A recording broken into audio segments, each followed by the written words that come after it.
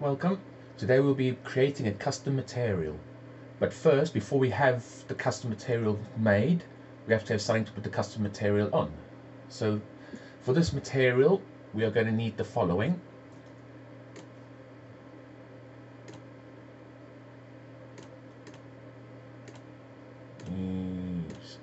Get a standard primitive out, say a cylinder, top view, and drag it out. Give it a little bit of height, not much, just enough, make it a shallow dish shape, and convert it to a mesh. Secondly, what we need to do is go up to the top menu and go create particles and pick P array, and then anywhere on the stage drag out. Thirdly, what we need is to have some air, because we need to be able to move what we want on stage, and there's many different things in here. So where was it again? Seems like I've lost it.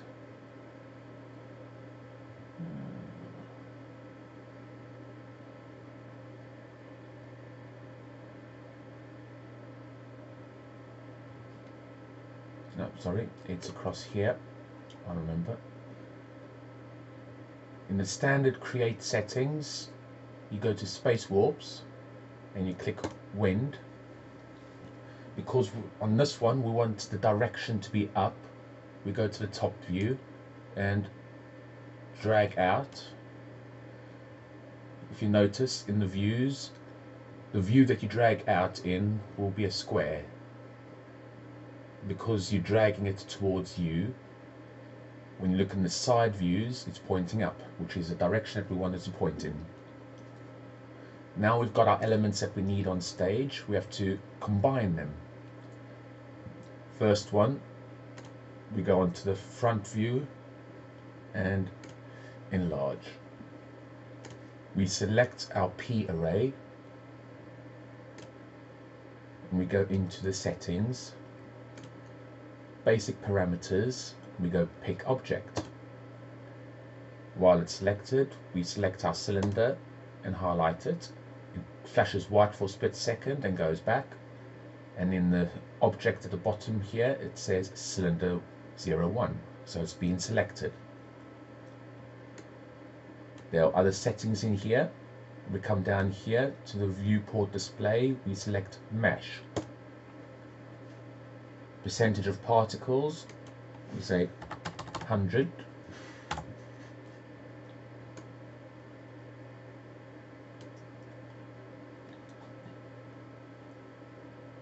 In this one, we say over entire surface, and icon size is just the size of it on stage. It makes no difference what size it is. It's just for viewing, so you can see it easier. Close this part. In here, use rate and use total. Total means it will only use how many is there and then stop.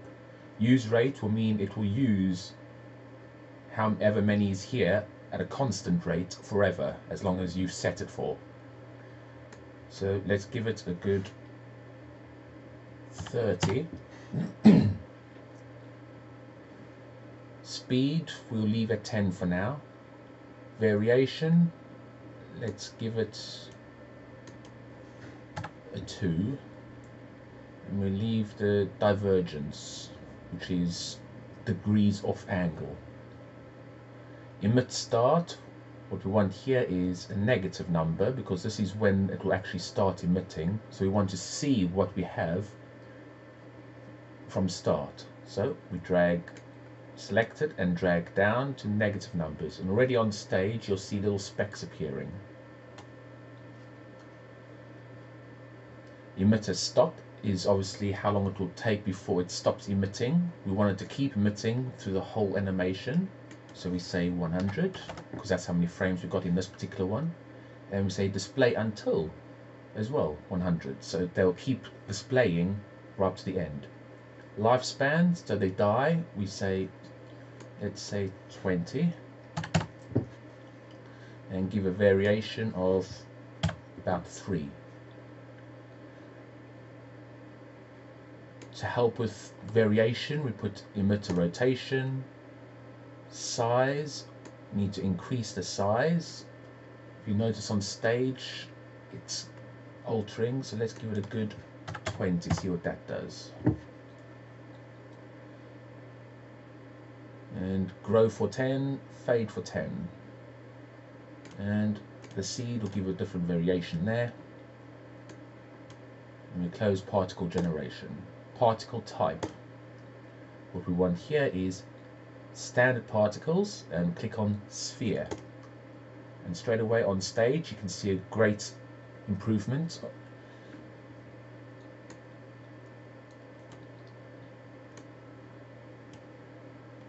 Material mapping and surface, time and distance, we'll leave that as standard for now. Rotation and collision, these are things you can, all these others you can play around with regarding different settings, but for now these are the basic settings that we need. So we'll just close these sections down for now. While the P array is selected, we go across to the top here where it says bind to space warp and select it. We come to the P array, select left mouse button and hold and drag across to the wind and then let go, and it binds it. Straight away we have a visual there. If we hit the play, we get a good indication there. And if we zoom out a bit, it's a reasonable facsimile of what we're after.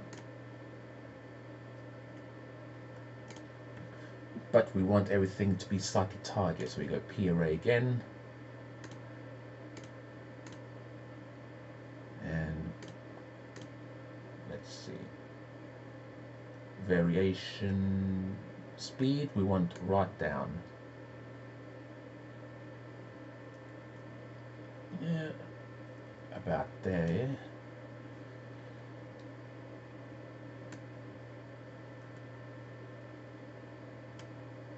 Mid stop to mid start. We'll bring that down a bit more.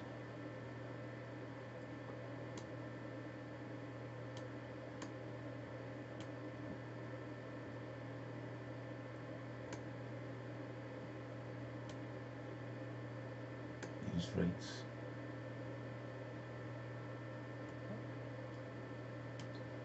Let's make it 40. And I think we are ready to party. We now zoom in onto the aspect there, do a quick render, and we have a nice bubble effect. Perfect.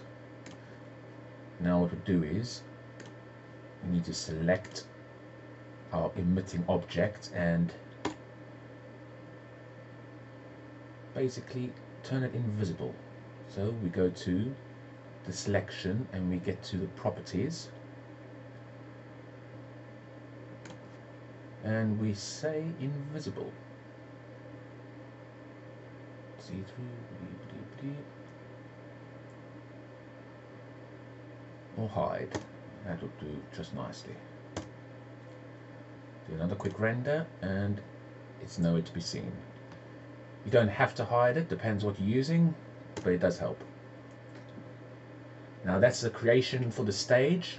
Now we'll start on creating the custom material that goes with it.